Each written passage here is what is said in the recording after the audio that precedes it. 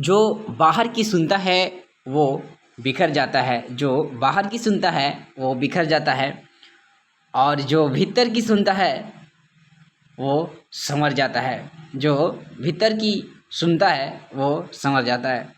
नमस्कार दोस्तों, हिंदी साहित्य लाभ चैनल में आप सभी का फिर से हार्दिक स्वागत है। जैसे कि हम सभी को पता है, इस चैनल के माध्यम से हम विभिन्न परीक्षाओं को ध्यान में रखते हुए अध्ययन करते हैं, और आज हम पढ़ने वाले हैं यूजीसी नेट में लगी हुई सबसे महत्वपूर्ण रचना यूनिट 10 की रमणिका गुप्ता की रचना, जो आप होदरी नाम से है। आप होदरी जो इनकी रचना है, इसका प्रकाशन 2015 ईस्वी में होता है, और यह एक ऐसी उनकी निजी जीवन और संघर्ष के सच को स्त्री दृष्टि की कसौटी पर आज के परिप्रेक्ष्य में प्रस्तुत करने की कोशिश की गई है। जो इसका माध्यम बनाया गया है वो एक जिद्दी लड़की की आत्मकथा है, और उसी के माध्यम से अपनी जीवन की यथार्थ दृष्टि को इस रचना के माध्यम से दिखाने का प्रयास किया गया है। ये इनकी जो रचना है वो एग्जाम में कई बार पूछी गई है, इनकी मुख्य सारांश से। साथ ही इनका प्रकाशन अनेक प्रकार से क्वेश्चन इनसे बनाई गई है। तो उसी को ध्यान में रखते हुए स्टार्ट करते हैं आज की प्रमुख रचना, रमणिका गुप्ता।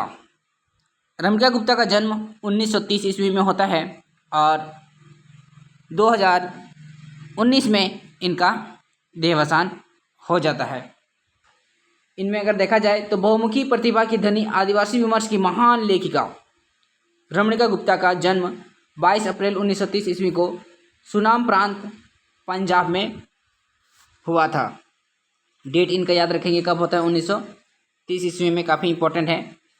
रमणिका गुप्ता के पिता प्यारेलाल बेदी मिनिस्ट्री में लेफ्टिनेंट कर्नल के पद पर थे। क्या थे? लेफ्टिनेंट कर्नल पर कार्य करते थे। तथा माता लीलावती बेदी एक कुशल गृहिणी थी। रमणिका जी का जन्म एक अभिजात्य परिवार में हुआ था। क्या? अभिजात्य, जिनके करीब सभी रिश्तेदार उच्च पद पर आसीन थे। स्वयं इनका अपना बड़ा भाई सत्यव्रत बेदी कम्युनिस्ट पार्टी के नेता होने के साथ साथ ट्रिब्यून पंजाबी चंडीगढ़ के सह संपादक भी रहे हैं। मतलब इनका जो संबंध रहा है वो उनका परिवार से लेकर रिश्तेदार तक सभी के सभी बड़े बड़े पोस्ट पर रहे हैं। रमणिका जी के मंझले भाई चांदव्रत चंडीगढ़ सैन्य बल में लेफ्टिनेंट कर्नल के पद से सेवानिवृत्त हुए, तथा छोटे भाई दिल्ली में फोटोग्राफर में अच्छी महारत पाई। रमणिका गुप्ता जी सन 1945 ईस्वी में विक्टोरिया स्कूल पटियाला से मैट्रिक उत्तीर्ण की, और वहीं विक्टोरिया कॉलेज से इंटर की परीक्षा उत्तीर्ण हुई। रमणिका जी की बचपन से ही निर्भीक और तेज तर्रार रही है। देखिए, यहाँ से स्टार्ट हो जाता है, क्योंकि अगर पूछा जाए कि निम्नलिखित में से कौन सा कथन रमणिका जी के विषय में असत्य है, तो ये छोटी छोटी मोटी बातें बहुत प्रभाव डालने वाली है। मात्र 14 साल की अवस्था से ही खादी पहनने लगी और पारिवारिक बंधनों को तोड़ते हुए स्वतंत्रता आंदोलन में जुड़ी रही। मतलब क्या? महादेवी वर्मा जैसी। रमणिका जी की बेबाकीपन, निडरपन का एक उदाहरण देखा जा सकता है। पंजाब दंगा के बाद मुसलमान लड़कियों की रिकवरी के लिए मुख्यमंत्री गुरमुख सिंह के मुसाफिर महिला नेता सुशीला नैयर की उपस्थिति में महारानी पटियाला ने एक बैठक बुलाई थी, जिसमें रमणिका जी ने बड़ी बेबाकी से यह कहा था, इम्पोर्टेंट है, अगर आप सही मायने में लड़कियों को खोजना चाहते हैं, यदि आप लड़कियों को सही मायने में खोजना चाहते हैं, तो जितने यहाँ जनरल, कर्नल और फौजी अफसरों के साथ बड़े बड़े लोग बैठे हैं, उन सब के घरों की तलाशी लीजिए, तो उनके उर्दलियों के पास भी एक एक दो दो लड़कियाँ मिल जाएंगी। तो आप सोच सकते हैं, छोटी सी उम्र में एक बड़ी अफसरों के पास अपनी इस बेबाकी, मतलब ऐसी कथन रखना जो कि उनको जेल भी हो सकती थी कहीं अगर गलत साबित हुआ तो इतने हिम्मत के साथ वहाँ पर उस बात को रखती है, क्योंकि इस चीज़ को वो भली भांति जानती थी। रमणिका जी अपनी छोटी बहन की तुलना में कम सुंदर होने के कारण घर में बदसूरत कही जाती थी। यहाँ तक कि इनकी माता ने इनका लालन पालन खुद ना कर नौकरों से करवाई। विपरीत परिस्थितियों के बावजूद भी रमणिका ने पंजाब यूनिवर्सिटी सोनल से एमए तथा सेंट्रल इंस्टीट्यूट ऑफ एजुकेशन नई दिल्ली से बीएड की डिग्री प्राप्त की। रमणिका जी की गुरु नानक की वंशज थी। क्वेश्चन पूछा जा सकता है, रमणिका जी क्या है? गुरु नानक जी के वंशज थी। इस वंश की परंपरा रही है कि बेटी पैदा होते ही उसे मार दिया जाता था।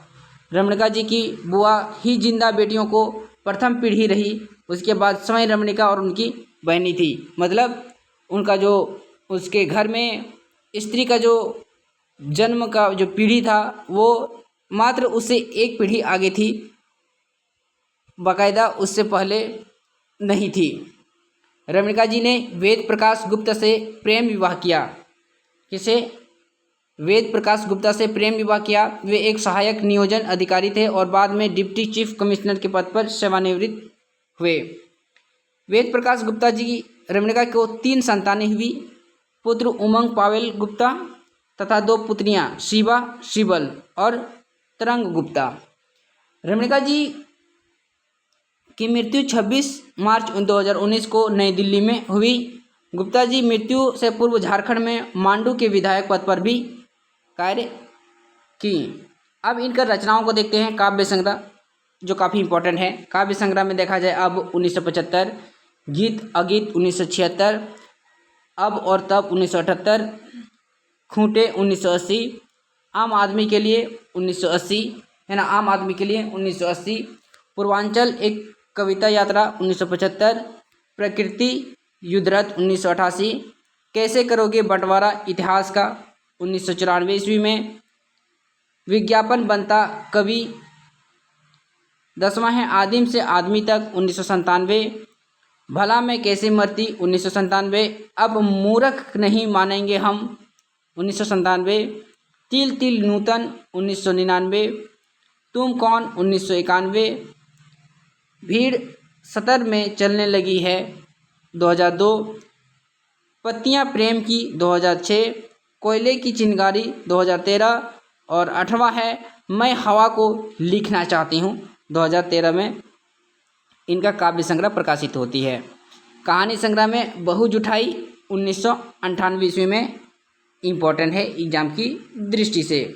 उपन्यास में अगर इनका देखा जाए मौसी 1997 ईस्वी में, सीता 1996 ईस्वी में 2 उपन्यास इनका प्रकाशित होती है।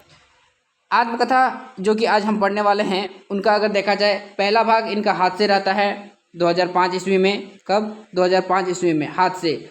और दूसरा भाग आभुद्री 2015 में, जो कि हम सभी को आज या फिर सिलेबस में जो पढ़ना है। रिपोर्टाज के रूप में अगर देखा जाए तो दलित हस्तक्षेप 2006, सांप्रदायिकता के बदलते चेहरे 2004, राष्ट्रीय एकता और विघटन के बीच 2018 में इनका क्या रहता है? प्रमुख रिपोर्टाज और आलेख छपती है। संपादन के रूप में देखा जाए तो युद्धरथ आम आदमी ये क्या है? उनका पत्रिका है ना, युद्धरथ आम आदमी पत्रिका इनका प्रमुख रचना रहता है। विविध क्षेत्रों में अगर इनका सक्रियता अगर देखा जाए, कहते हैं कि मजदूरों विशेषकर कोयला खदान मजदूरों,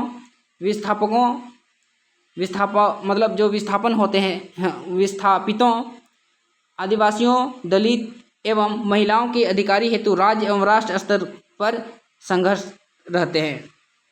झारखंड में छोटा नागपुर के आदिवासियों तथा मूल निवासियों के जल जंगल और जमीन के अधिकारों हेतु आंदोलन का नेतृत्व, राष्ट्र स्तर पर महत्वपूर्ण मजदूर, किसान और महिला आंदोलन में भागीदारी।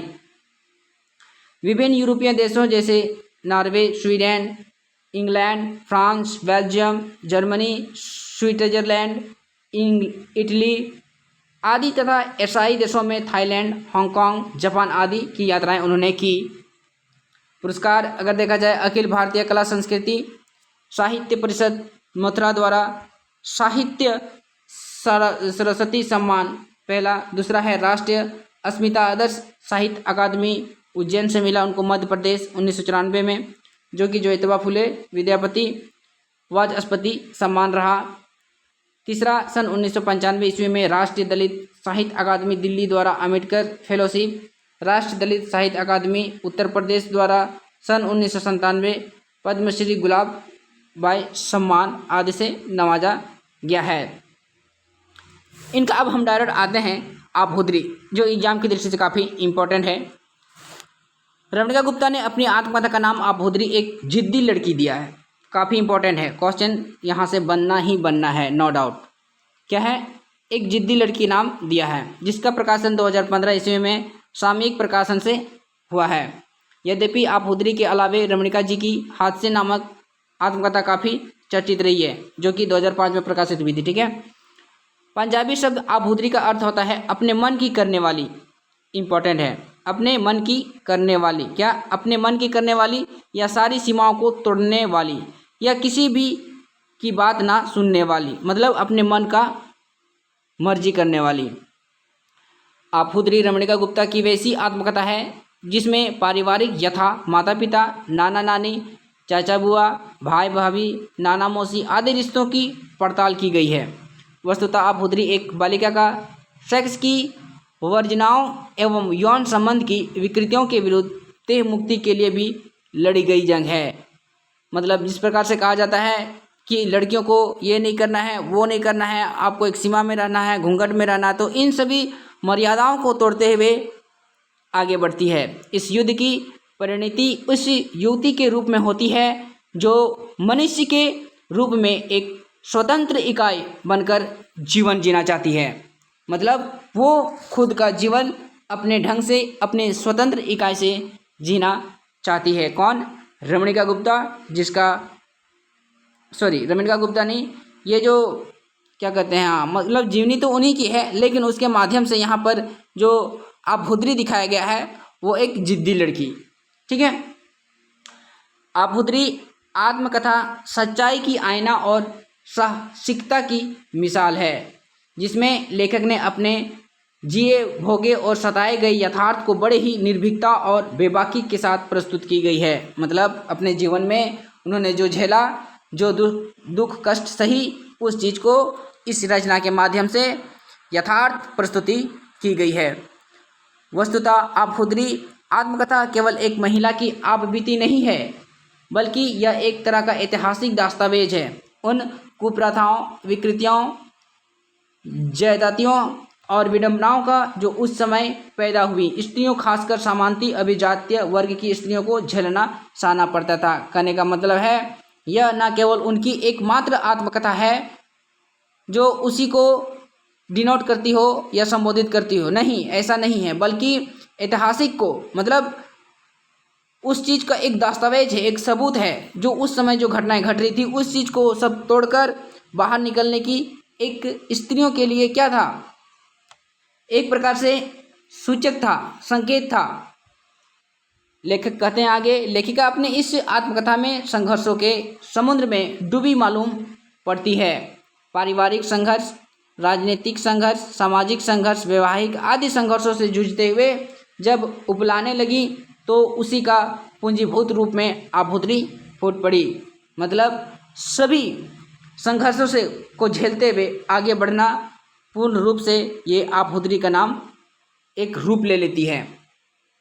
प्रसिद्ध मनोवैज्ञानिक मनोविश्लेषक सिगमंड फ्रायड का विचारधारा के प्रभावित रमणिका गुप्ता के लिए सेक्स एक बड़ी सहज जैविक प्रक्रिया लगती है। जो मनोवैज्ञानिक के है सिगमंड फ्रायड, ठीक है, उन्होंने पुरुष का स्त्री की ओर और स्त्री का पुरुष की ओर झुकाव कोई अपराध नहीं बल्कि मानवीय जरूरत माना है। क्या है? मानवीय जरूरत माना है, मतलब एक प्रकार से प्रवृत्ति।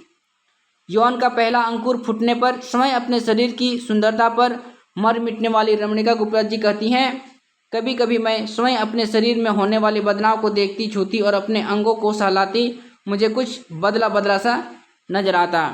रमणिका गुप्ता उर्फ रमणा, बचपन में क्या नाम था उनका? रमणा, और जो अपने भाई की चिट्ठी उसकी प्रेमिका के पास पहुंचाया करती थी। क्वेश्चन पूछा जा सकता है कि अपने भाई की चिट्ठी किसके पास पहुंचाती थी? उनके भाई की प्रेमिका के पास। इसी क्रम में भी बलराम नामक युवक से प्रेम कर बैठी। तो पहला इनसे मतलब किस व्यक्ति से प्रेम होता है? तो बलराम नाम से इनको प्रेम होता है क्या? बलराम। रमणिका जी का बलराम से प्रेम दैहिक सुखों से युक्त नहीं बल्कि शुद्ध आत्मिक प्रेम था। मतलब शारीरिक नहीं बल्कि आत्मिक प्रेम था।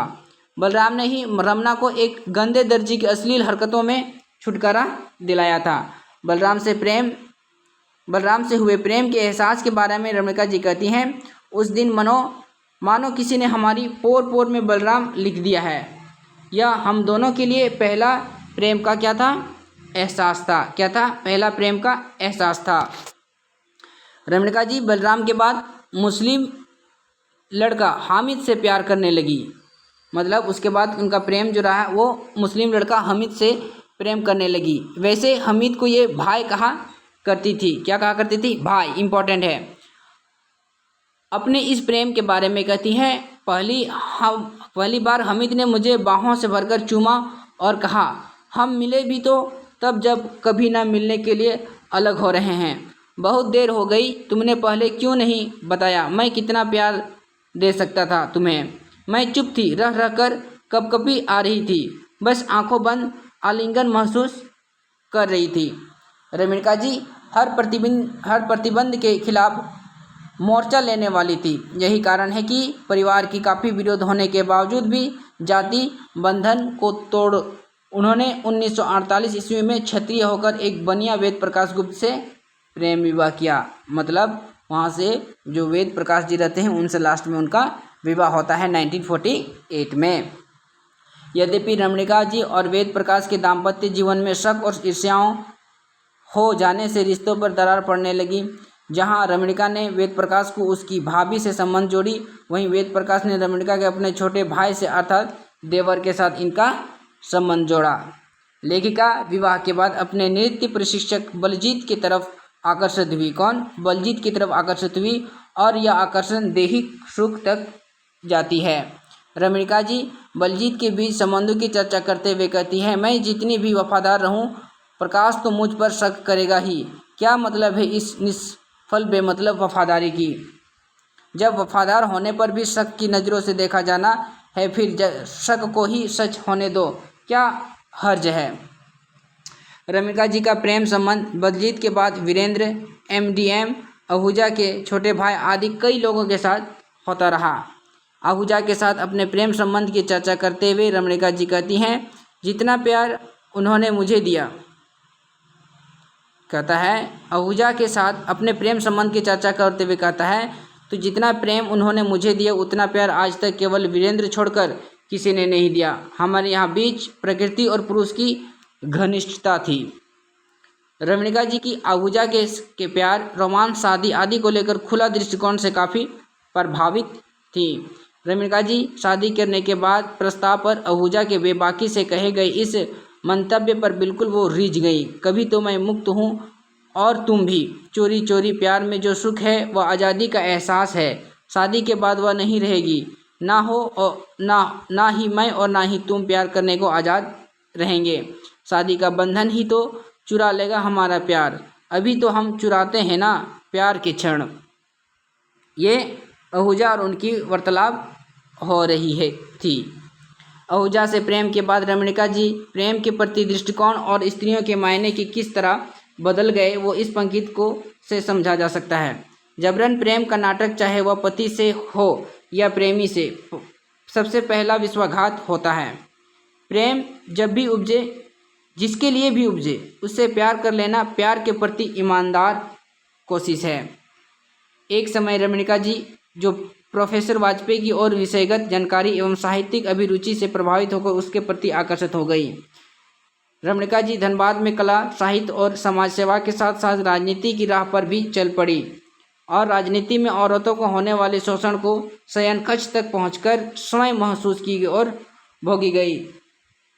रमणिका जी राज्यमंत्री या फिर फिलिप जैसे दरिंदों से बचने के लिए बिहार के मुख्यमंत्री के साथ राजनीतिक और यौन संबंधों में रही। मुख्यमंत्री ने उन्हें BPSC का सदस्य मनमोनित किया गया, मतलब उनको बनाया गया। रमणिका जी अपने पिता के अवैध संबंधों को भी बड़ी बेबाकी से अपने इस आत्मकथा में रखी है। वे कहती हैं, अर्दलियों की बेबियों, दूर पास के रिश्तेदारों की बहुएं और लड़कियों सबके से उनका रिश्ता था। संतरा नाम की एक हरियाणी स्त्री के साथ पिता के संबंधों को बताती हुई रमणिका जी कहती हैं, क्या, संतरा नाम की, ठीक है। संतरा को बच्चा चाहिए था और उसका पति से उसका बच्चा नहीं दे सकता था। उसके लिए पापा जी ने उसका परेशानी दूर कर दी। रमणिका जी अपनी भाभी और छोटे भाई के वेद प्रकाश के बीच नाजायज संबंधों को बेबाकी से रखी है। कहती है, सामंती परिवार में पली पड़ी रमणिका जी वहाँ के पुरुषों की भोग विलास, जो औरतों का घर या बाहर दोनों जगह बड़ी चतुराई से उपभोग करता था, के बारे में कहती हैं। घर में औरत को आदर, प्रचुर प्रेम के चश्मे, बाहर अटियाली से सरोबार सागर। औरत का दोनों रूपों में भोग, पत्नी का पावन रूप, प्रेमिका का अनुराग, वीरंगना की आसक्ति, पुरुष सभी बिना अपराध बोध के भोग करता था। सामंती परिवार में प्रेम संबंध की बिल्कुल मनाही थी, भले चोरी छिपे हो जो हो। इस पर रमणिका जी कहती हैं, प्यार करने वालों को सबसे गुनाहगार मान लिया जाता था। मर्यादा भंजन, परंपरा तोड़ के परिवार की इज्जत मिटाने वाला। हालांकि चचेरी ममेरी बहनों के साथ छेड़खानी, भाभियों के साथ बद्दे मजाक खुलेआम कर चलते थे और अवैध रिश्ते भी बनते बिगड़ते चलते थे। यह क्षम्य थे, पर चोरी चोरी हो तभी तक, जो मर्जी हो करो, पर स्वीकार मत करो। लेखिका बाजारवाद और उपभोगवाद तथा सामंतवाद में अंतर नहीं मानती। उनका मानना है कि भारत में बाजारवाद और उपभोगवाद का प्रभाव सामंती सोच को हथियार बना कर ही हुआ है।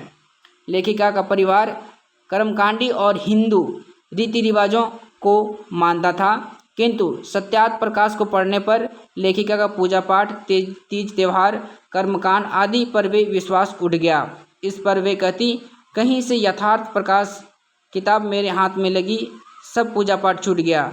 पूजा में विश्वास क्या खत्म हुआ कि फिर भी उस पर विश्वास नहीं कर पाई है। उम्मीद करते दोस्तों आप लोग बेहतर तरीके से इस चीज़ को समझ पा रहे हैं।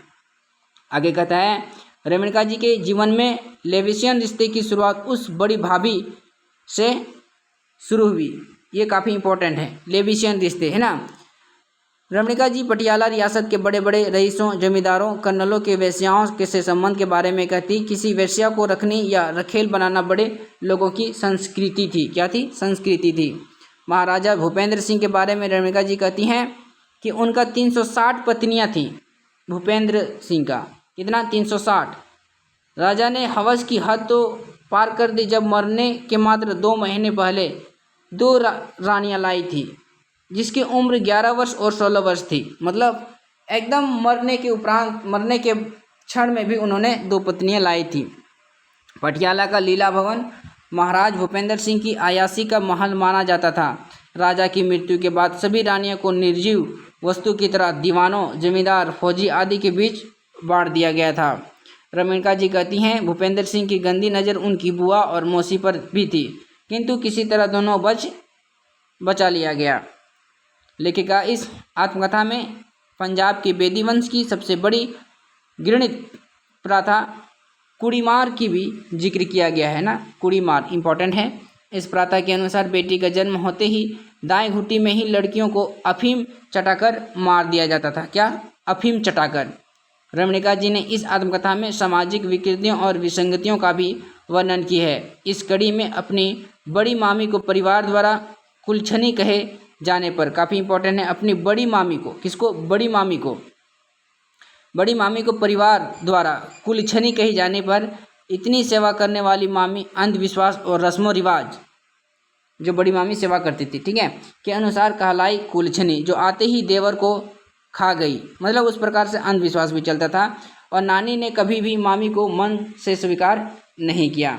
आपहुदरी एक आत्मकथा है जिसके बारे में रमणिका जी का कहना है, आपहुदरी की यह एक कथा एक स्त्री की दृष्टि में मेरे जीवन में घटी घटनाओं, टकराटों, संघर्षों और भटकाओं का आकलन है। आपहुदरी मेरी आत्मकथा की दूसरी कड़ी है। इसमें मैंने निजी जीवन और संघर्ष के सच को दृष्टि की कसौटी पर आज के परिप्रेक्ष्य में प्रस्तुत करने की कोशिश की है। आपहुदरी के प्रकाशक महेश भारद्वाज के अनुसार, काफ़ी इंपॉर्टेंट है कि आपहुदरी के प्रकाशक कौन है? महेश भारद्वाज के अनुसार मैंने भारतीय साहित्य में इतना बोल्ड और बिंदास लेखन नहीं देखा। रमणिका गुप्ता ने जिस साफगोई से अपने जीवन को देखा और स्वीकारा वह हर लड़की के लिए एक प्रेरणा है और उसे जीवन में आगे बढ़ने हैं तो अपने शरीर से कथित गलतियों से ऊपर उठना होगा। आपहुदरी आत्मकथा में रमणिका गुप्ता के बचपन से लेकर झारखंड धनबाद तक की विभिन्न यात्राओं का बेबाकी से वर्णन किया गया है। ये भी पूछा जा सकता है कि किस रचना में झारखंड की धनबाद में वर्णन किया गया है, तो आपहुदरी में। वस्तुतः आपहुदरी रमणिका गुप्ता के प्रेम प्रसंग की कहानी होने के साथ साथ बोल्ट लेखन का अद्भुत दस्तावेज भी है। डॉक्टर मैनेजर पांडे के आपहुदरी के बारे में कहते हैं, आपहुदरी एक दिलचस्प और दिलकश आत्मकथा है। यह एक स्त्री की आत्मकथा है। इसमें विभाजन के समय के दंगे दर्ज हैं, जिसमें बिहार राजनेताओं के चेहरे की असलियत दर्ज है। यह आत्मकथा इसलिए भी विशिष्ट है कि रमणिका जी ने जैसा जीवन जिया महसूस किया वैसा ही लिखा है। लीलाधर मंडलोई इस आत्मकथा पर कहते हैं कि आत्मकथा में अद्भुत अपूर्व स्मृतियां हैं। इस आत्मकथा के माध्यम से एक जिद्दी लड़की का निर्माण होता है। रमणिका गुप्ता इस आत्मकथा के माध्यम से अपने एहसास की कथा कही गई है। अब हम लोग देखते हैं इस रचना का मुख्य कथन कौन किसके बारे में क्या कहते हैं, एग्जाम की दृष्टि से काफ़ी इंपॉर्टेंट है। कहता है, मुझे नहीं चाहिए अच्छे घर की रिवाज, मैं नहीं बनूंगी अच्छे घर की लड़की, यह सब पुरानी बातें हैं, मैं नहीं मानूंगी कोई पुरानी बात, मैं अपने ही रिवाज चलाऊंगी खुद अपने आप। ये कथन किसका है? रमणिका गुप्ता। मेरे प्रतिवाद का यही तरीका रहा है, मेरे प्रतिवाद का यही तरीका रहा है, पहले झेल लेना, बाद में झुंझलाना, पछताना और आगे प्रतिरोध करना, आवर्ती नहीं होने देना। संभवतः हर लड़की का यही क्या है? तरीका रहा है। रमणिका गुप्ता। हासिल करना मेरा लक्ष्य जरूर रहा है, मतलब हासिल करना मेरा लक्ष्य जरूर रहा है, लेकिन हासिल करके संतुष्ट हो जाना ना मैंने जाना और ना ही सीखा है। रमणिका गुप्ता है। ठीक है, आगे कहता है, वे क्षण मुझे ज़्यादा अच्छे और तर्क लगते थे जिन्हें मैं मुक्त होकर जीऊँ और निभाऊँ, कहीं बेवफा या विश्वासघात ना कहलाऊं। आगे कहता है, रमणिका जिसका बनना कब गौरव बन जाता है और कब कलंक या स्त्री की ही नहीं जानती, यह समाज के हाथ में है, पुरुष के हाथ में है। चूँकि माँ देवी है या उल्टा इसकी मुहर पुरुष ही लगाता है और जो बाप कहलाता है। राजनीति में समझौता या व्यभिचार ज़्यादा चलता है और बलात्कार कम। मैं औरत के लिए स्वच्छंद शब्द को स्वतंत्र से बेहतर मानती हूँ। ये काफ़ी इंपॉर्टेंट है, इंपॉर्टेंट सभी हैं, लेकिन ये क्वेश्चन प्रीवियस में आया हुआ है। ठीक है दोस्तों, मैं स्वच्छंद होना श्रेयस्कर समझती हूँ, चूँकि इसमें छद्म नहीं है, दर्भ भी नहीं है, दम्भ भी नहीं है। आगे कहते हैं, ये लड़की बड़ी होकर बाप की नाक कटाएगी, अभी से ये लक्षण है तो आगे जाकर क्या होगा। ये कथन किसका है? रमणिका की माँ का है। इतनी गालियाँ मत दो उसे, इतना तंग मत करो कि वह तुम्हारे जुल्म के खिलाफ तुम्हारे ही सामने खड़े हो जाए। ये रमणिका का कथन है। अपनी देह की मैं खुद मालिक हूँ, मैं संचालक हूँ, संचालित नहीं, है ना। ये रमणिका का कथन है। अपनी देह की मैं खुद मालिक हूँ, मैं संचालक हूँ, संचालित नहीं। ये रमणिका का प्रमुख कथन है। तो ये था दोस्तों आज की हम सभी का मोस्ट इम्पॉर्टेंट। तो दोस्तों देखते हैं कि ये कितनी मेहनत लगती है आप सभी के बीच में मटेरियल लाते हुए। तो please like, comment and subscribe जरूर कर दें, साथ ही अपना राय देना ना भूलें, ताकि हम बेहतर से बेहतर अपनी सुधार करके और अच्छा वीडियो आपके साथ प्रस्तुत करके हम लोग एग्ज़ाम को भली भांति क्वालिफाई कर सके। मिलेंगे दोस्तों जल्द ही एक नई और बेहतर नए मोटिवेशनल के साथ। तब तक के लिए आप अपना ख्याल और अपनों का ख्याल रखें। तब तक के लिए धन्यवाद।